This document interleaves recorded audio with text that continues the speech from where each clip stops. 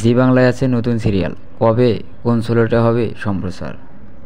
একের পর এক জি বাংলা সিরিয়াল আছে জি বাংলায়। পূর্বের ময়না, ওমর সঙ্গীর পর পালা, কাজল নদীর জলে।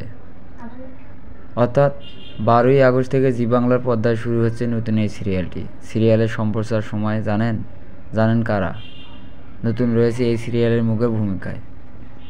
গাড়ছড়া সিরিয়ালের পর আবার নতুন সিরিয়ালে হাত ধরে পর্দায় ফিরছেন অনিন্দ্য চট্টোপাধ্যায়।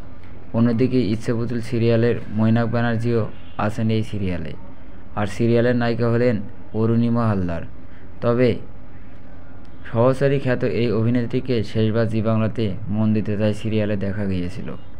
কাজল নদীর জলে সিরিয়ালের গল্প একটি ত্রিকোণ প্রেমের গল্পকে আশ্রয় করে বানানো হয়েছে।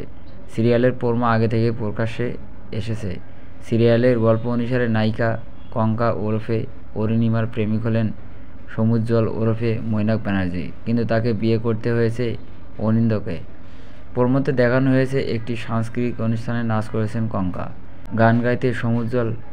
কঙ্কাকে দেখে বোঝা যাচ্ছে সমুজ্জ্বলের প্রতি তার মনের মধ্যে দুর্বলতা আছে, কিন্তু তা সত্ত্বেও কঙ্কার বিয়ে হয়ে যায় অনিন্দের সঙ্গে। কিন্তু মনে মনে সে সমুজ্জ্বলকে ভুলতে পারে না।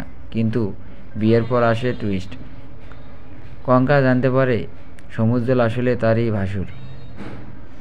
কঙ্কা যখন জানতে পারে তার সমুজ্জ্বল আসলে তার স্বামী সোনাদা, তখন কি করবে সে? সম্পর্কের এই নতুন সমীকরণ কি মানতে পারবে?